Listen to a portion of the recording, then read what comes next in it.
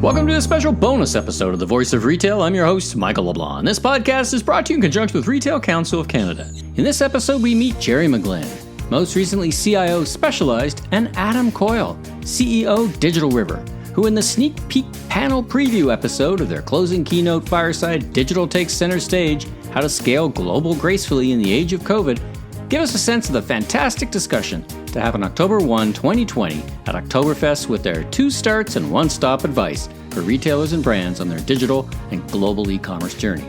Let's hear now from GELF co-founder Kent Allen, who will set the stage with us. Hello, everyone. This is Kent Allen from the Global E-commerce Leaders Forum, and thanks again for joining us on the Global E-commerce Tech Talk. Pleased to have a couple of our Keynote Fireside speakers for the October 1st kickoff day 1 of Oktoberfest. We're joining the podcast host you all know well, Michael LeBlanc, and Hello, we're welcoming everyone. Jerry McGlynn and Adam Coyle. The session will begin October the 1st. We'll be really looking forward to having you guys join us for this final session. It's called Digital Takes Center Stage, How to Scale Global Gracefully in the Age of COVID. And, you know, we've heard a lot from speakers as we've been preparing for this, from supply chains to organizational growing pains. This year's e-commerce boom has really kind of tested digital's ability to scale. And while we start the morning with Tom from Cartier, Tom Davis has been one of the key speakers at GELF over the years. He's going to open with some provocative views on where commerce is going around the world, how the digital teams are taking the lead. And what we're going to really do is work our way from kind of the strategic opening and get a little bit more tactical and focus on execution. And we've got a couple of experts joining us to just talk about how their organizations and their client bases are scaling gracefully global e-commerce in the age of COVID. So without further ado, Michael, I'll turn it over to you. Well, thanks, Kent, and Jerry and Adam, welcome. Just going to dive right in this podcast panel Fireside preview episode. Jerry, why don't we start with you? Tell us a little bit about yourself, your current role, a bit of your background. Looks like you've had a long, great career so far, with lots more to go in terms of being a CIO on the technology side. So tell us a little bit about it. Yeah, thanks. Thanks for having me here today, Michael. Yeah, so I was previously the CIO at Specialized Bicycles. I was brought in there to help lead the global digital transformation for our direct-to-consumer business. Prior to that, I held similar roles at other global iconic brands such as Quicksilver and the Walt Disney Company. And currently, right now, I'm doing my own consulting work and working with several companies to help them in their digital transformation execution. It's setting up strategies as well as some of the tactical plans that they need to get in place, as we were talking about for this holiday season. Adam, tell us about yourself and Digital River. Yeah, thanks so much.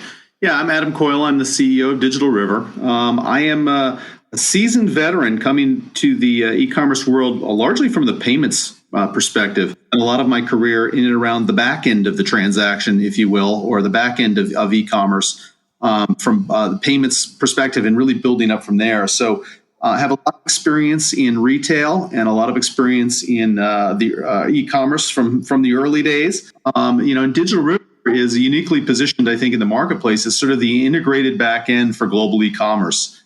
We aggregate all of the complex back end things, things like payments, tax, risk, fraud, compliance into a single integrated solution. We plug that into world-class consumer experiences that we're largely sourced through a lot of our partners. People like Magento, Salesforce, SAP, and others. So let's follow that thread for a bit.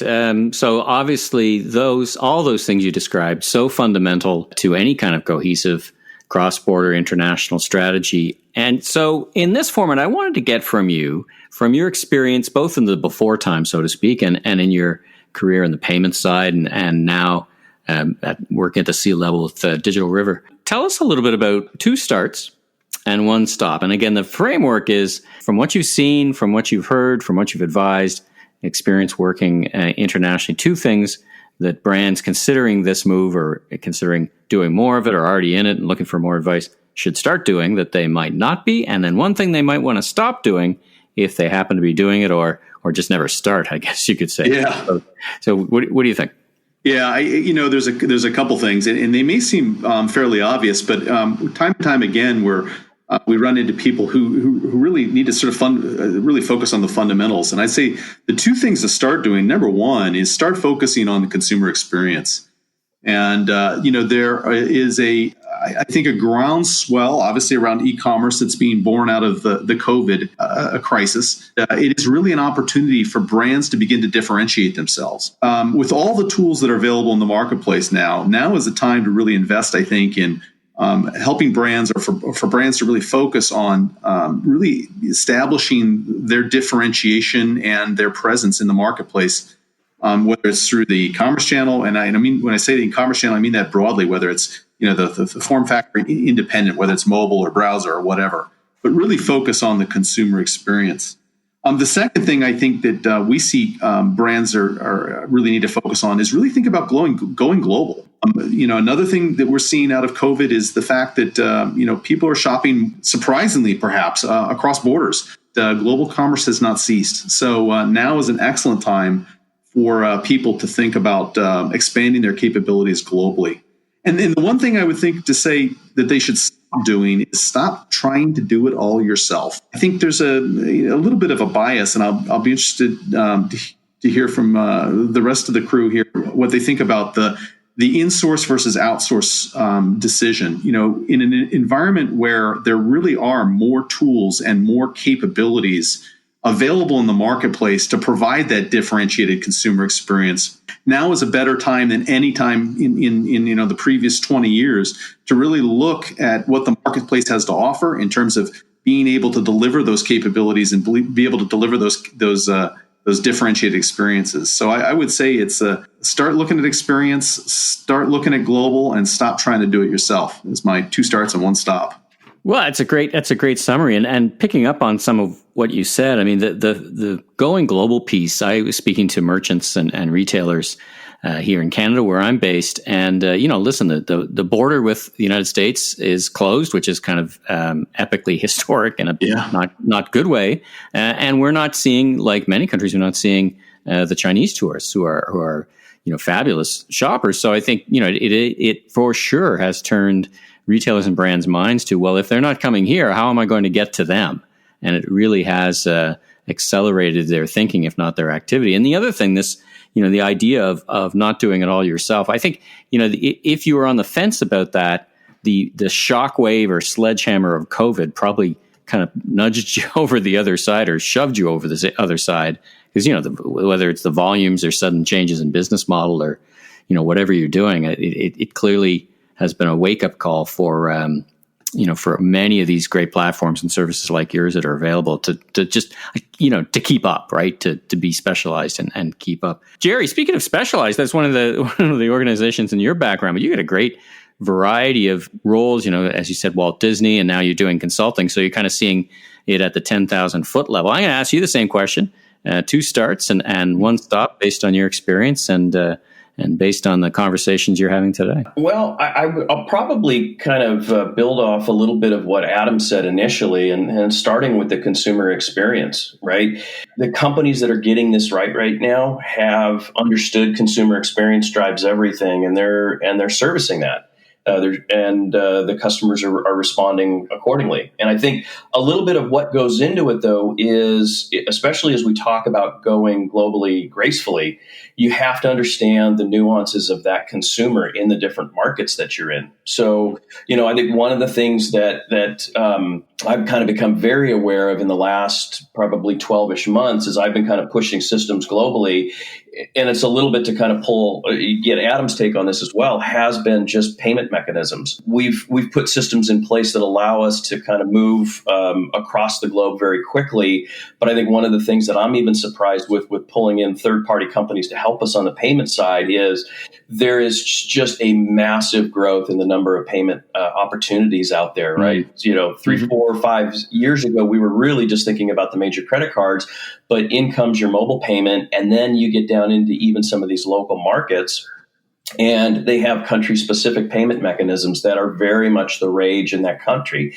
And if you're not meeting the needs of the customer with those local payment mechanisms, you're going to be off the bat there with them. So I would say definitely do your research as a start. Do your research in these markets. Talk with your business leaders. And as much as you say you have a firm playbook, know where you need to inject a level of flexibility into that playbook in order to come up with a tailored customer fit there. Well, that's a great. That's one great start. And it dovetails in nicely. Give me one more, and then something maybe you've seen that people should maybe not do so much of. So from my standpoint, being an operator inside of a company as well as a consultant, one of the things that I'm always talking to the organization about is making sure you have good communication across the organization, horizontally as you're traversing markets, as well as even vertically within the organization. So, I heard from a big .com leader years ago, if your goal is your system needs to be international from day one, right? If you say that, repeat that to the team every day, remind them that we're building an international global system, there's going to be those moments in time where that staff needs to make a decision to go left or go right. And the results of that decision are going to definitely have an effect on your ability to be that globally scalable platform. And as much as the staff is aware of those guiding principles, they're going to be better equipped to make that right decision. So that's your vertical decision making. Your horizontal, and I think this kind of leads into a little bit of my stop, and I think we've seen this with COVID, some of the infighting that typically happens within an organization, and I can say this is any organization that I've been part of, when you have P&L operators that own a specific aspect of the business, whether that's a geographic boundary or a product boundary or any other artificial boundary within the organization, COVID has really kind of knocked that out. And right now, companies are now focused on how do we keep the business moving? And so any of those P&L arguments have kind of gone by the wayside, and companies are all about addressing the needs. And so, back to this example of consumer experience, right? There's not an argument now of how much product do we need for wholesale? How much product do we need for e-com? It's now about how are we getting this product to the customer and what is the most effective channel right now? And so I would say that use this as a history lesson to go forward with, and not just write it off to say, well, once we're through the pandemic, we go back to normal. I mean, some of the companies I'm working with are seeing 2x, 3x growth, and they're now saying, how do we keep that as the new normal going forward? And I think that's just the absolute right response to have. I loved your point about, you're drawing the kind of line similar to organizations that orient themselves to be digitally native. They make a very different sets of decisions.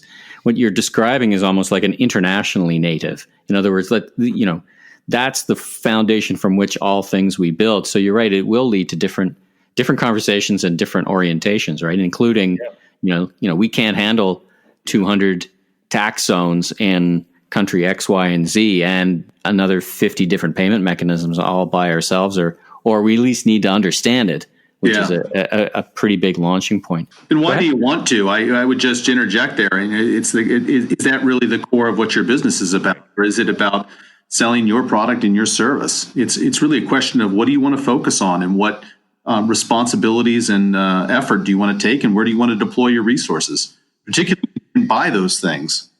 I had a leader back in my Disney days who used to say, look, our value proposition is providing world-class entertainment experiences, right? We are not in the business of debits and credits. And so therefore, right, let's go ahead and bring these solutions forward and use our ability to craft a great customer experience, whether that's to the finance organization or to a guest coming in from another country. Right, we want to be able to provide that superior value, and so it's all about kind of stitching those experiences together. And I think one thing that I've learned over the last couple of years is the customer is going to experience your product, right? And it could be your product, could be your competitor's product, right? But they're going to experience that product in the way in which they choose these days, right? And so if they want to buy online and pick up in store and you can't provide that offering, guess what? They're going to go to your competitor and go down that route. So I think, to Adam's point, right? Let's all kind of partner together and really give those great experiences by stitching together the different pieces of technology and focused on giving that customer the experience they want, how and when they want it. Right. I think you're spot on. And it really ties into one of the things that I was thinking about too is, with COVID, people or businesses that had focused their consumer experience, if you will, on retail, whether it was through their merchandising at retail or their packaging or display or, any of the form and function of the product, suddenly found themselves in COVID without that channel. And the only consumer experience that they could really interact or manifest to their customers was through their e-commerce channel. And I think this is what we've seen, and what we really believe is that we've seen this permanent channel shift, where more and more consumers, the front door to your product, and the front door to your brand is really through e-commerce. And while that was probably true 5 years ago, I think the reality of it really kind of finally sunk in for everyone. That when we take retail away, that this is all you have, and consumers now have become accustomed to that, and then that's going to be your entry point, regardless of what channel they ultimately purchase through. So, I totally agree. I think maybe Adam, to your point, one thing I'm even hearing from some of the companies I'm working with and talking to is the stories are coming out, or even with a finer point on what you said, is that e-com has been saving themselves from catastrophic losses, right? E-com has, in some cases, picked up and shouldered all of the burden that they've missed on the wholesale side. It's been a tremendous transformation. I mean, it's been described as the great acceleration, right? So the magic multi-billion-dollar question is, at what and where will the waterline settle in terms of e-commerce adoption? I was chatting with Forrester Research last week, Sucharita Kadali, and she was talking about in America, 2-year leap forward in e-commerce. In Canada, where I'm based, we think of it as a 5-year leap forward because we were a little bit behind, and other countries are going to be similarly, and in some categories more than other. Well, listen, gentlemen, this has been great discussion. I couldn't think of a better preview. If anyone isn't registered to attend Oktoberfest to hear the rest of this discussion, I think they should get pen and paper or keyboard on computer. Ken, take us home and tell us about how people can register to hear these two gentlemen on this great panel and continue to learn about the insights from these top levels. Yeah. Jerry, Adam, Michael, thank you guys again for joining us for this kind of short little heads up about what's coming on Thursday, October the 1st. Yes, no issues with registering. It's wide open to everybody. Everybody can attend for free. We're really looking forward to the GELF community being able to come together like we always do in the fall. Go to globalecommerceleadersforum.com. That'll give you an opportunity to click on the more information about Oktoberfest. Again, that's globalecommerceleadersforum.com. If you want to put in /Oktoberfest, OKTOBERFEST. Lots of words, lots of letters, but hey, we'd love to have everybody join us, spread the word. Thanks again, Michael, for bringing us together. And Adam and Jerry, looking forward to speaking with you guys on Thursday. Lots of great speakers. We're opening up again with Tom Davis. We've got a session that follows. It picks up on a couple of the topics these gentlemen have been talking today about, especially the whole, how does the digital team take the lead, but also help the wholesale retail team and all the traditional global distributors make that big shift to digital. So really looking forward to having everybody. Thanks again, guys, for hopping on the podcast today. And Michael, I'll let you take us home. Yeah, well, thanks, everyone. The only thing I have to add to that is I'll put a link to the reg page in the show notes. So please visit that. And Jerry and Adam, I'll be looking forward to hearing more on October 1st. And until then, I wish you a safe week. Thanks, Michael. Thanks, guys. Well, that's a wrap on this special Oktoberfest podcast preview bonus episode of the Voice of Retail podcast. Thanks again to Jerry and Adam for being my guests. If you like this podcast, please subscribe on Apple, Spotify, your favorite podcast platform, rate, review, and be sure recommend to a friend or colleague in the retail industry. I'm Michael LeBlanc, founder and president of LeBlanc Company Inc.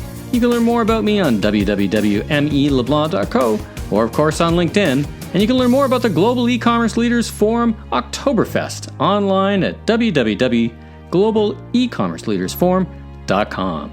Until next time, have a safe week.